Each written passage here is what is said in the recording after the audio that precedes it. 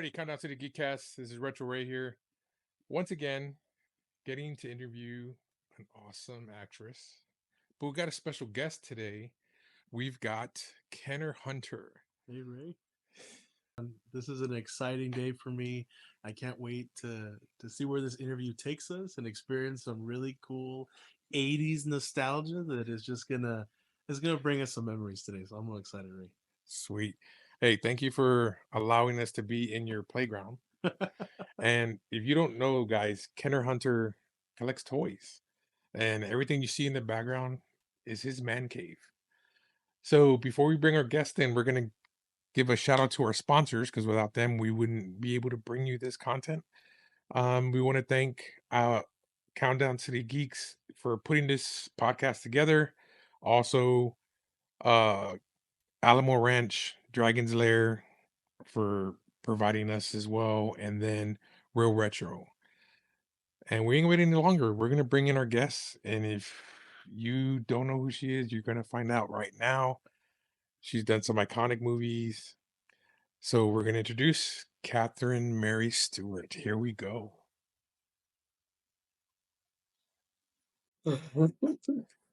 Hey, Welcome. thank you.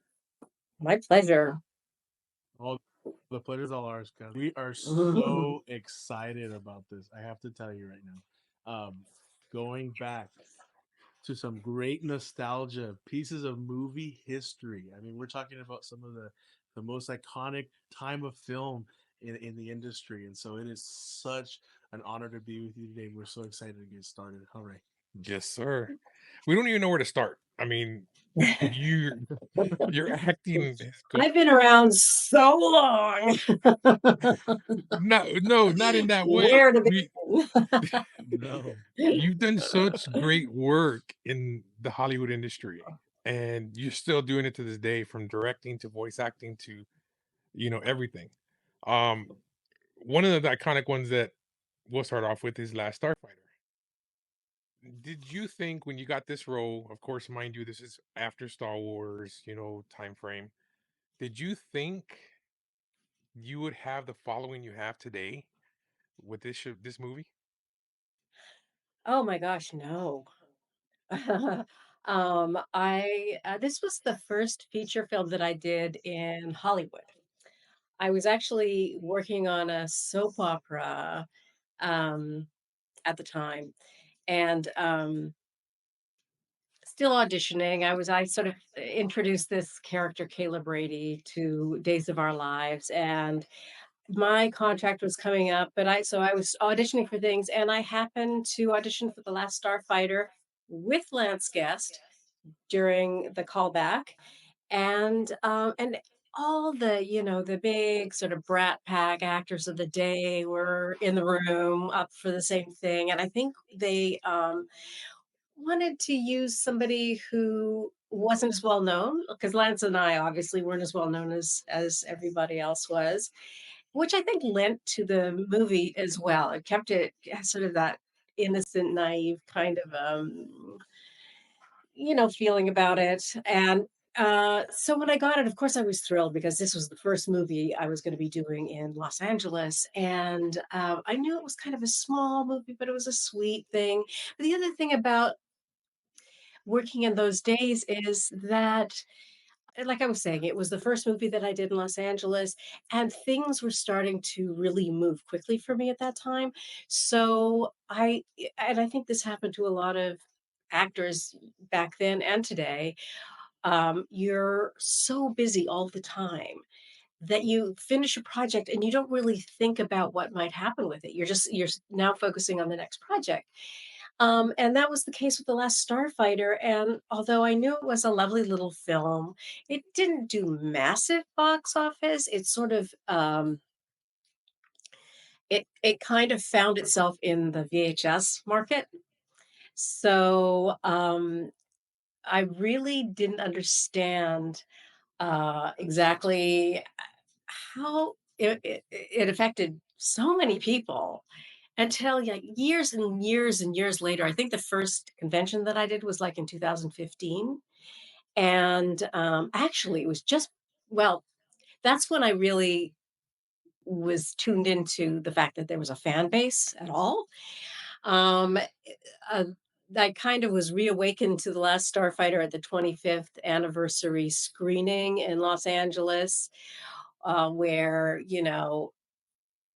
the director was there and all the technical guys were there.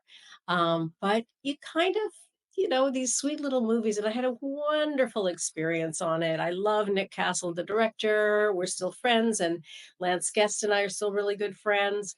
Um, but it hadn't occurred to me that would have the longevity that it has. That's a long-winded answer for you. No, it's great. I gotta ask you how it feels. You mentioned the convention circuit and sort of being thrusted into the fans and finding this huge following.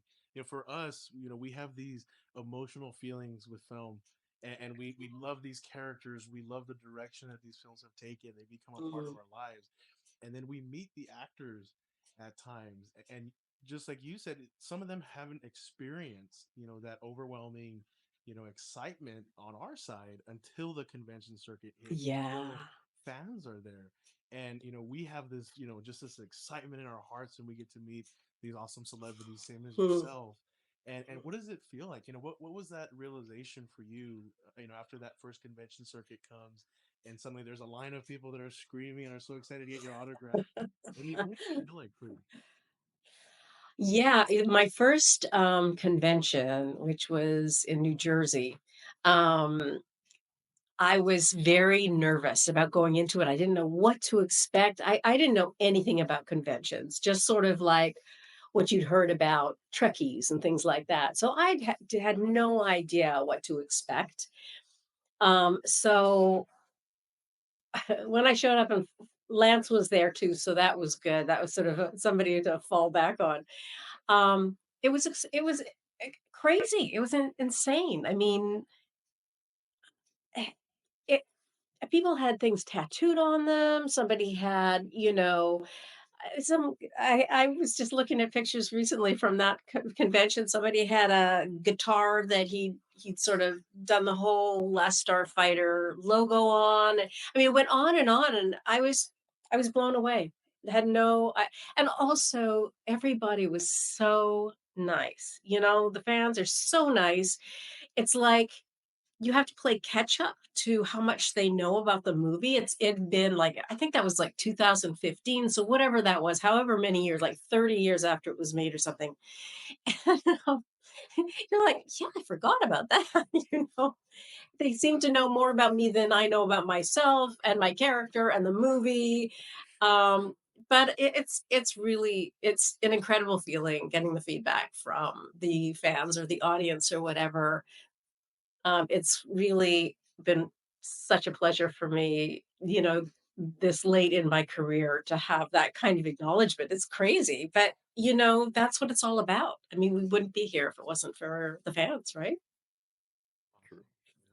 Yeah. Now, getting to film a lot of fans right now are wanting a continuation. Some people don't want, they're afraid of a Yeah. reboot.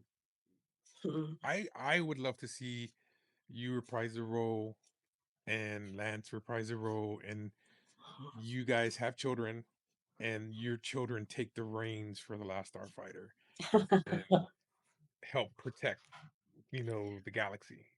The Would you universe, ever, the galaxy. would you ever If the reprise in that? Oh, for sure. I mean, they've been talking about doing a sequel for years, like decades. I know at one point Nick Castle, the director, had an idea, and even Lance Guest actually wrote a sequel to The Last Starfighter. Um, Jonathan Betchell, who wrote the original screenplay, he's been actually shopping around the idea of doing the sequel, and the idea that he has, which is kind of great that the original writer would write the sequel as well. It would sort of stick with the integrity of the movie, I hope. Probably a few more sophisticated special effects, but um, but oh no, my gosh, I keep hoping they're going to call me one day and say, "Okay, we've got it all figured out, and we're doing it." Get out here in the next month or something like that. It would be like a dream come true. Just a sort of continuation of a dream come true. That's with the Last Starfighter for sure. No, that's amazing. I mean, I'd love to see you come Yeah. out and be actor director of the next film and just take it into such a, I mean, there's so much uniqueness to your roles, and I think that you would just, I know you would lend so much power to that role as a director too, to Oh, come back, and cute. we'd love to have it, and we're hopeful. It is the era of not only reboots, but many actors are getting their second, third chance at films again, and so I anything know. we I can do to know. promote it. For sure. Anything's possible. So, yeah, just keep our fingers crossed. And a lot of people say the same thing, that they would love to have that happen, as do Lance and I. Say, please. We were actually just recently talking about um some sort of a 40th anniversary celebration, because that's Yes. this year. And yeah, which is, of course, you sort of, that it's been so long. And I'm so, well, yeah, the weird thing is it's been 40 years since I shot that movie, but I've only aged 10 maybe. Five. Oh yeah, 5. Yeah, 5. I'm, You're gorgeous. I'm like I'm 25 years old. It's crazy. Amazing. Yeah, I it's would it would be just incredible. I would love for them to hit a 40th anniversary toy line and bring back. I mean, so many of these boutique toy companies now Yeah, are bringing back these iconic roles that yeah, never had their big break on the toy market. I think it'd be amazing to see that. Oh, dude, yes, for sure. Even the yeah. video game that they never made that was based off the Mm. movie, they never did an actual video game. I would love a video game and then have you voice over in the game as well. That would be phenomenal. They would probably have Lance do that. I feel like But we you did have to do have a. some part. That's You know what I true. mean? So That's a yeah. good point. Yeah. Oh man, Um, we're gonna advocate for that. I'm telling you, we're gonna okay, make it. We're like the fire online for that one. I think you should. Let's really make that happen. That would be so much fun. So have you ever been to San Antonio, Texas? I have been to San Antonio, Texas. Is that where you guys are right now? Yes. I'm trying. I think I shot an episode of um. what was the show with the angel and the guy from Dukes of Hazard? It wasn't that San Antonio. Oh my God, what was the name of that? It was not Heaven Can Wait, but I think I know what you're talking about. I can't remember oh the name my of it. gosh, what was that? It I did was an episode of that series, and I think it was shot in San Antonio oh in the dang. summer, and it was really hot. Oh yeah, yeah, she was Yeah, that was San Antonio. Yeah. It is Oh, hot what was here. that called? I could look up my resume. Yeah, go to IMDb. Yeah, we'll look that God, up and we'll what was? post it on there. The reason why I ask Yeah. is because for the 40th anniversary, I would love to do a 40th anniversary screening here in San Antonio and Oh try my to get you and gosh. Lance here to do that event. That would be very, very cool. I would love that. I mean, I'd love to do anything to celebrate the movie, frankly, but I mean, that would be really fun. I remember, so when I was a kid, all I wanted to be was a cowboy, and just watching the movies of horses galloping across Texas and things like that was like, sort of a fantasy to me. So I love Texas. I just adore Texas. And I'm a big beef eater too. So I know they have all sorts Yeah, of you definitely like that. beef dishes there. how cool. Well, let's Yeah. talk a little bit about Days of Our Lives, because when I Okay. look back, and I think of nostalgic TV, you had your sitcoms, but daytime was just something that was so unique, and to the era. I mean, we wouldn't be where we're at with Mm. TV shows if it wasn't Yeah. for America. So, what was it like? And we'll segue a little bit into Night of the Comet, because I know that there's some overlap there with the way filming was done, and sort of that one take, on your heels, you got to go. What was that Yeah. like going on daytime? Ugh. That was the hardest job I've ever had in my life. Because they shoot an hour show. Days of Our Lives was an hour soap opera in a day. So they do it 5 days a week. Um, and every day they just knock out an hour show. So if you had a really strong storyline, for instance, you would have a lot of dialogue that I found I found the dialogue difficult to memorize anyway because for me it wasn't very naturally. If you watch soap operas, it's very soap opera-y, and it's a definite genre, you know. And it was and they want you to say exactly what's written, and they want you to do it in one take because they just don't have very much time to shoot a thing. So I found it really difficult, and I have nothing but admiration for soap opera actors because that is a tough gig, man. I feel like a lot of the actors that have been doing it for years and years and years, they can almost predict what they're going to say. You know what I mean? They know their character so well, and they know so well how the writers are going to write the character that I'm just maybe that's just a big old excuse, but for me, I was on it for 2 years, and I never worked so hard in my life.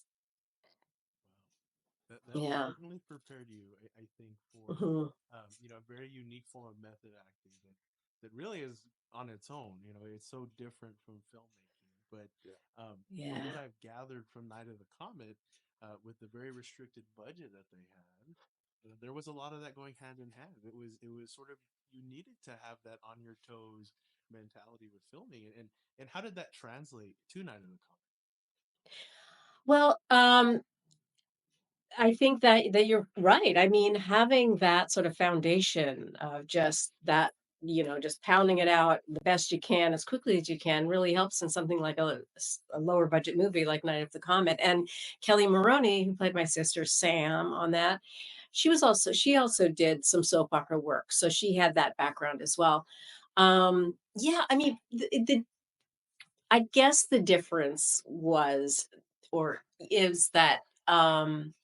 Again, it was a movie, and we shot it over a much longer period of time.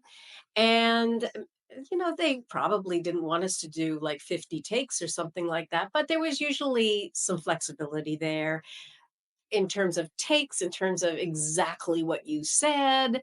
It was just a lot more relaxed. But there's nothing wrong with having that kind of discipline going into any job. And I could trace that back to when I was a dancer. I started out as a dancer. I kind of lucked into the acting thing. And when I first got into acting, I was just like sort of amazed at how much the actors expected of things. They just wanted everything to be easy and catered to and all that other stuff. And I was like, oh man, I've never had that before. And you really, there's just such a sense of discipline in dance, and certainly in something like a soap opera. That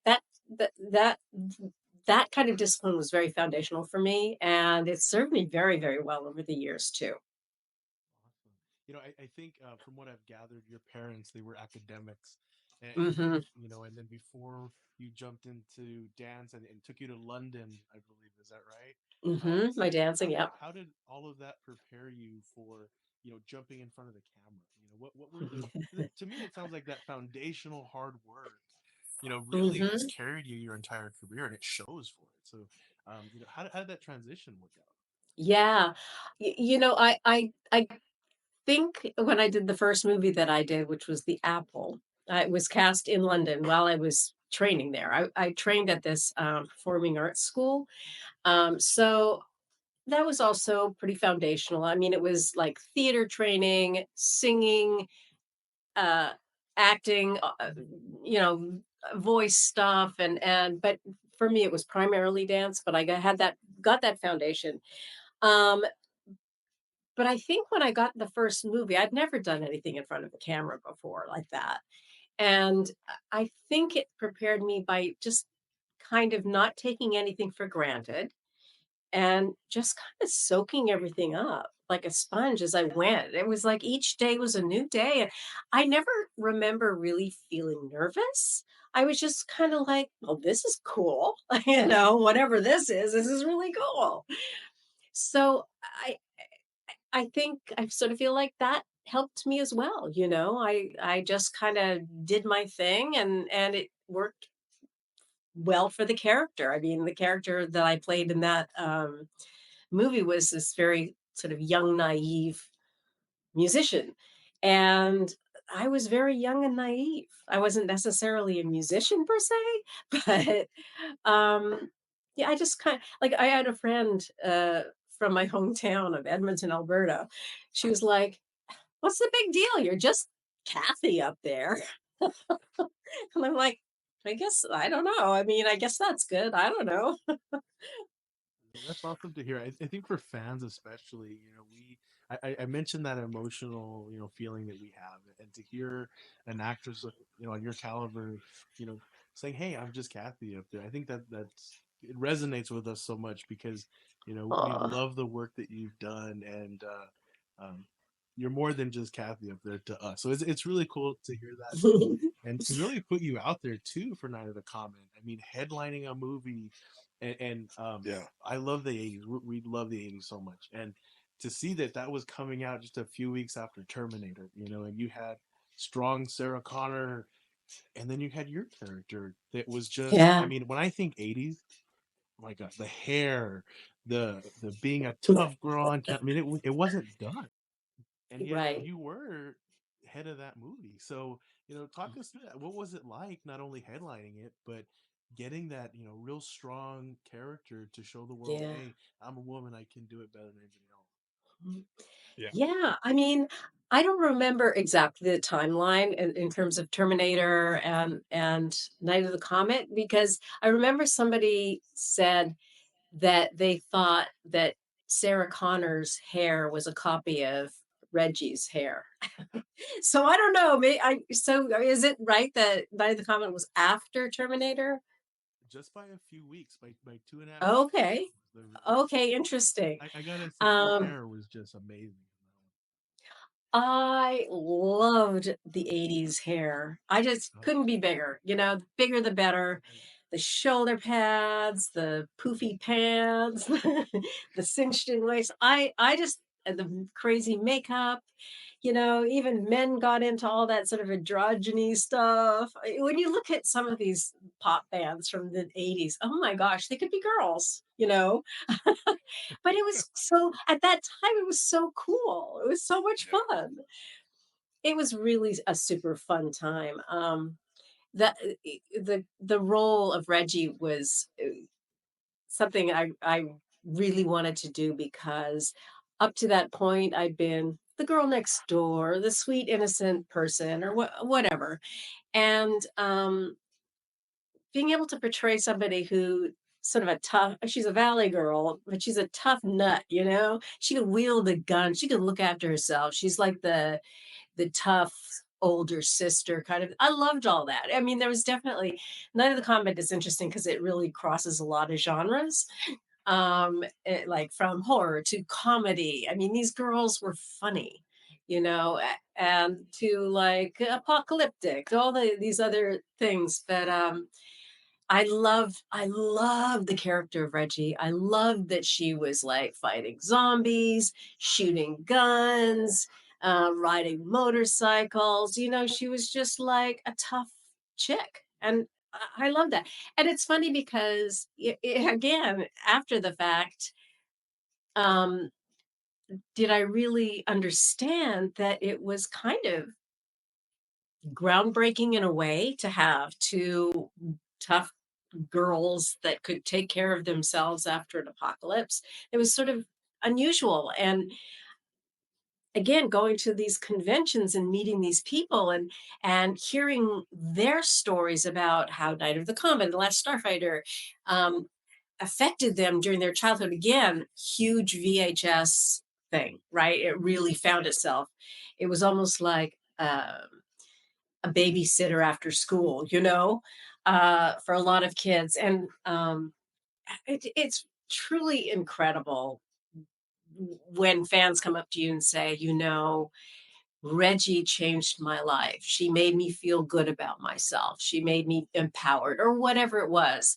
Or I remember this brother sister uh, pair, came up to Kelly and I. We were at this convention, and they had this little booklet that they'd drawn stick figures of the entire movie of Night of the Comet in this little book because I'd watched it so many times together at home after school, and it just had an impact on their lives. It makes you so grateful that you were a part of something that had a positive effect on people. Yeah, that's so true. I mean, when I watch that film, I think of my wife. She was from Southern California.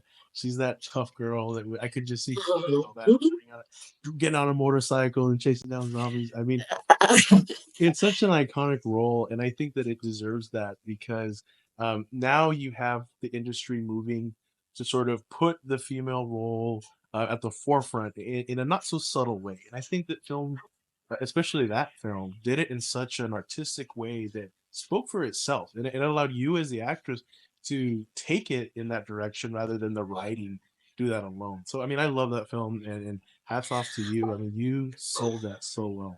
Oh, thank you so much. I think I was just going to comment on that because you see so many of these Marvel movies and everything, the superheroes and whatnot, and that's great. And it's great to see strong women and all that stuff. But what was kind of, I guess, unique about Night of the Comet is they were just a couple of girls, a couple of kids, just living their lives unapologetically.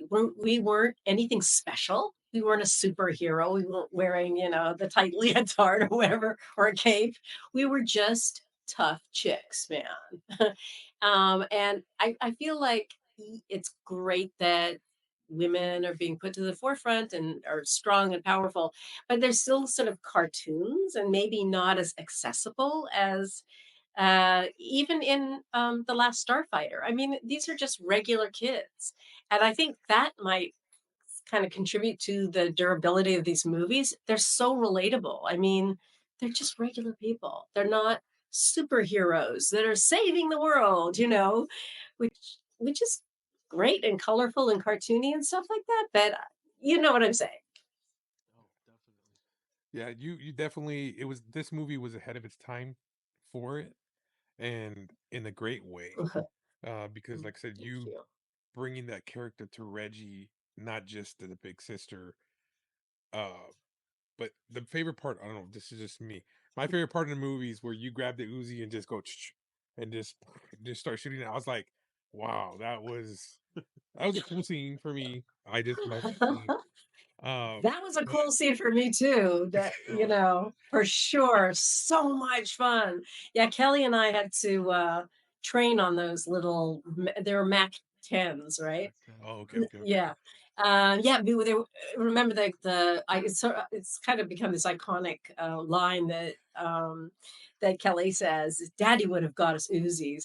And there's a whole behind the scenes reason for that particular line.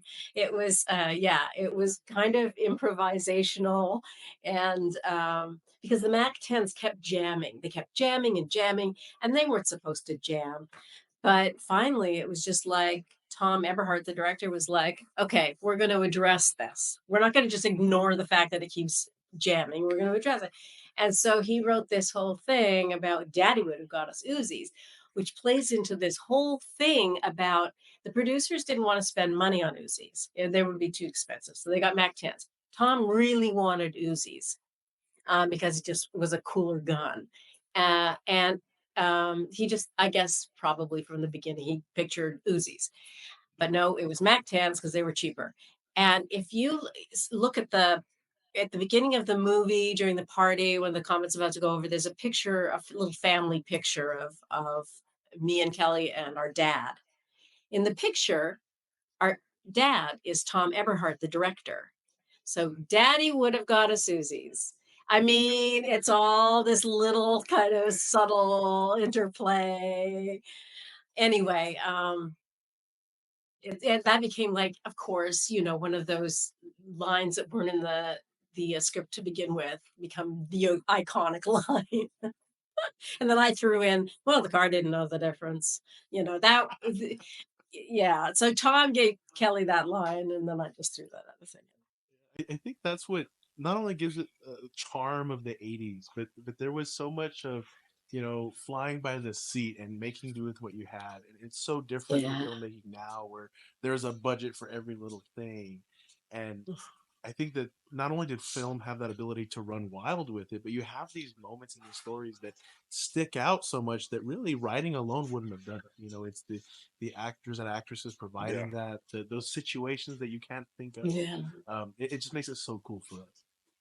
Yeah. Yeah, for sure. I think that, you know, you never know exactly how the movie is going to come out just by the script. I think in every situation, the actors, bring their own little something, something to it that you can't really predict ahead of time. So yeah, you're right. I mean, it's fun that way. This whole business is kind of fun that way. The other part of the movie that kind of got my attention I liked about Reggie was she was a gamer, pre-gaming ahead of its time.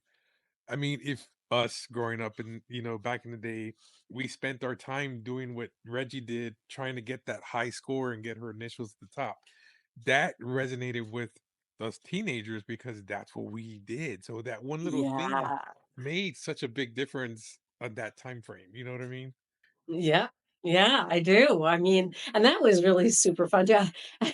People say to me all the time, "Do you play that game?" And I'm like, "Well, no."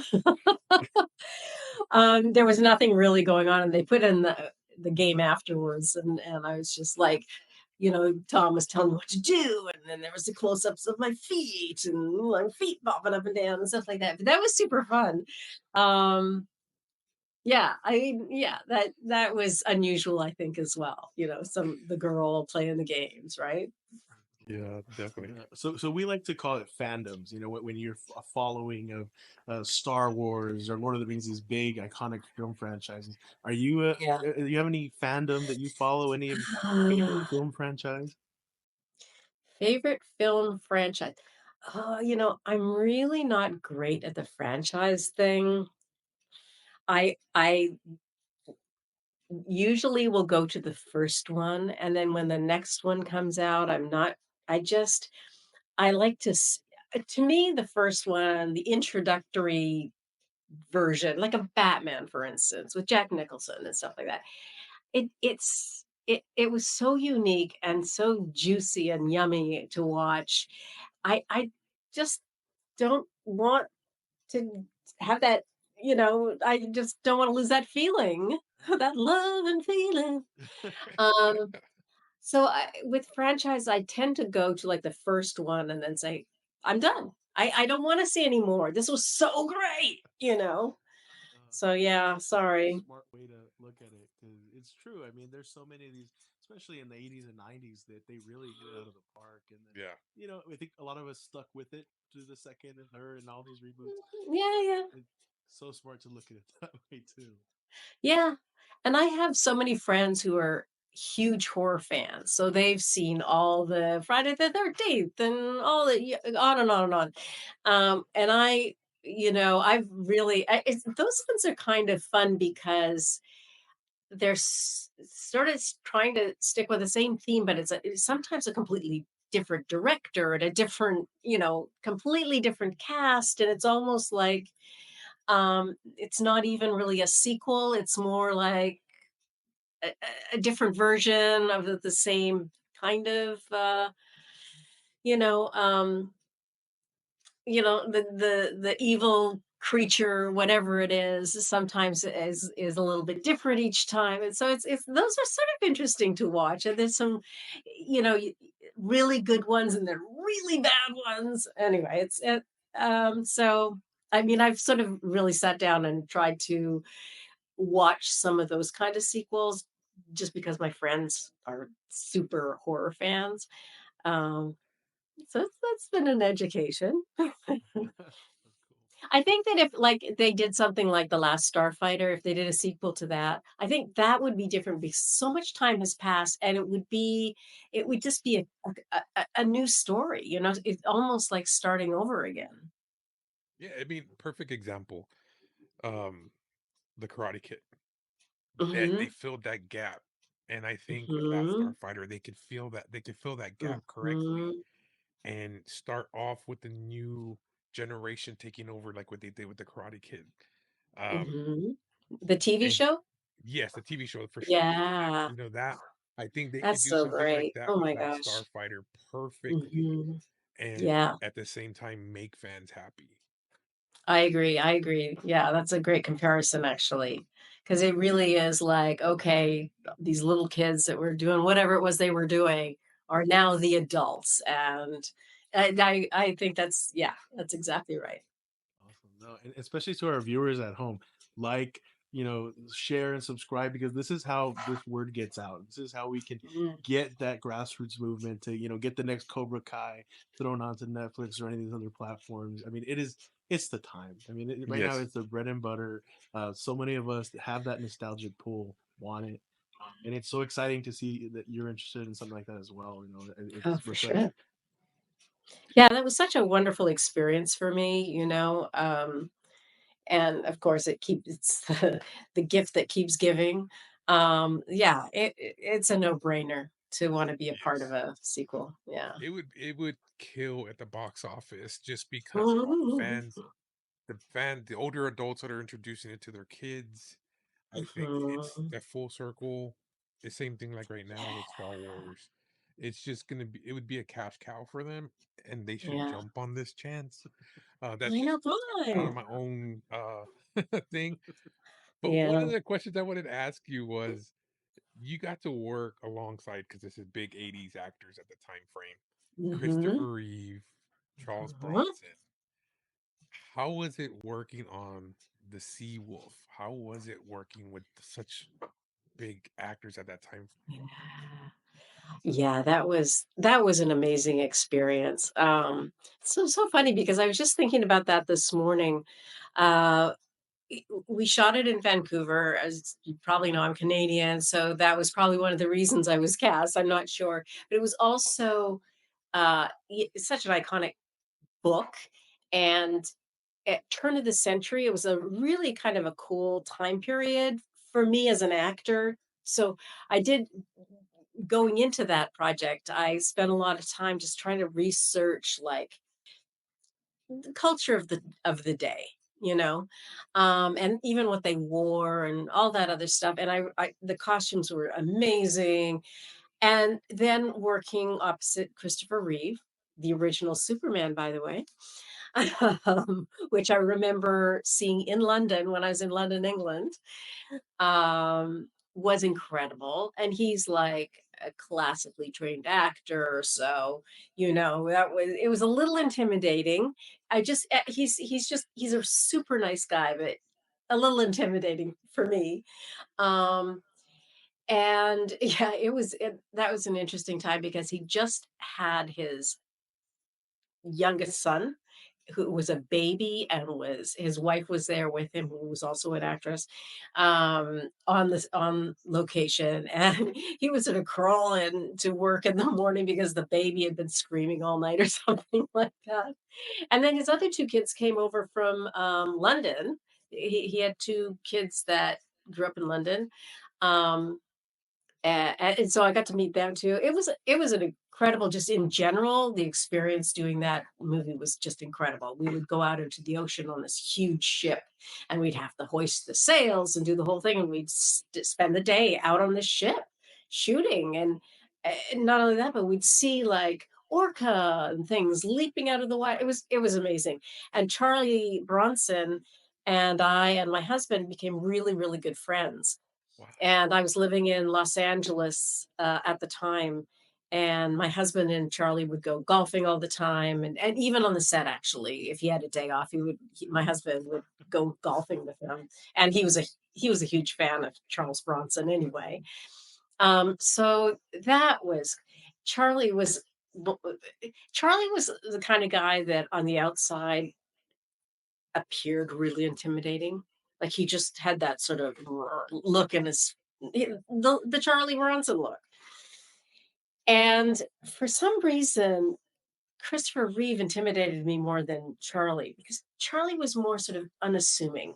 He was just sitting there, he had this incredible history. He knew everybody, knew who he was. He was just sort of at one with himself. And we had this pre-production dinner to meet everybody, and nobody was sitting next to Charlie. He was just sort of sitting there like this, you know, or whatever he looks like. He doesn't look like that, but he was like, "Hmm."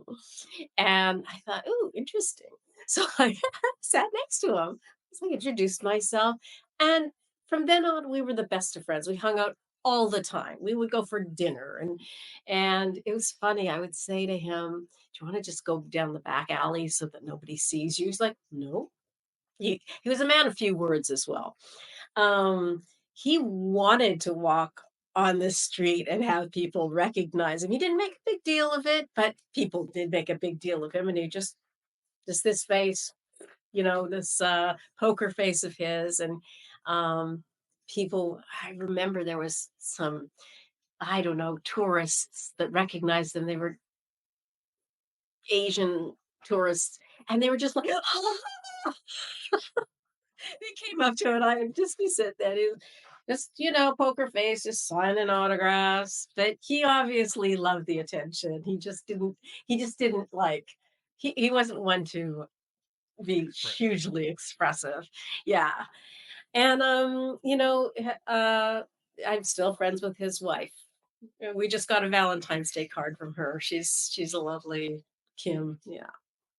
Yeah, I get that a lot because we're big guys. I always Mhm. get that people think I'm mean looking, but when Oh, they take yeah. the time to get to know me, they kind of freak out. They're like, "You weren't what I expected." You're a pussycat. You're a teddy bear. That's pretty much what they know me. But when they see me from afar, that's not what they see. They Yeah. expect Oh, it that's so differently. funny. Yeah, Uh, but I want to thank you. We're already reaching about an hour. I want to take too much of your time. Did you have Okay. any last questions for? I I think following your career has been very exciting, and even your recent work in Christmas TV films. Christmas I snow. mean, it's such Yeah. Yeah. a fun thing, and I know that that's also a whole other genre of following that people have. I mean, the hallmarks and all these big industries are people are hooked on them, and so I love the Yeah. diversity that you've brought to film. And you have such a long record of just fantastic work. I mean, it was so Oh, exciting to sit down with you today, Yes. to hear this thank information. And I have to you. ask, was there Yes. anything that you took from any of the sets that you just said, you know, Originally, like, I did, and then like from the Apple. I don't know if you know anything about the Apple. It's a crazy weirdo film, but it was supposed to be set in the future, which was at that time 1994. But they had these outrageously crazy outfits, and I did keep some of that stuff, but eventually I just let it go. I was like, why am I dragging this around with me? Which I of course regret now. And I did a lot of the outfits from Night of the Comet I Oh kept dang. because um, with those the wardrobe person and I, and she did the same with Kelly, we would just go around. Well, Kelly mostly was in a cheerleading outfit, but we would go around and shop together. And I think there was like a color palette or whatever, but we bought clothes that I really liked. And they were very 80s, So I kept a lot of those. I wore them for years. And eventually of course, I regret it now again too, but I let those go after a while. So I have a couple of maybe little trinkety things. I had this dog tag thing that I flipped around in Night of the Comet. I think I have that still somewhere. Oh, Um, but You know, sadly, it's weird because now, of course, years and years, 30 years later, you go, "Oh, this people are interested in this kind of stuff." But when I finally got rid of a lot of stuff, it was 10 years after the movie or something like that. And I was like, why am I, you know what I mean? So sadly, no, but I have quite a bit of paraphernalia from these movies that people have given to me or that I've just picked up along the way. So, but not original stuff, sadly. Very cool though. Yeah. Yeah. Well, thanks for taking the time. I want to show you something before we get off. There's Okay. a gentleman here who created a lovely piece with wood. If we ever get to get you to San Antonio, I'm gonna make sure I get you this as a gift. I'm gonna Oh, show you. This wow. wood really,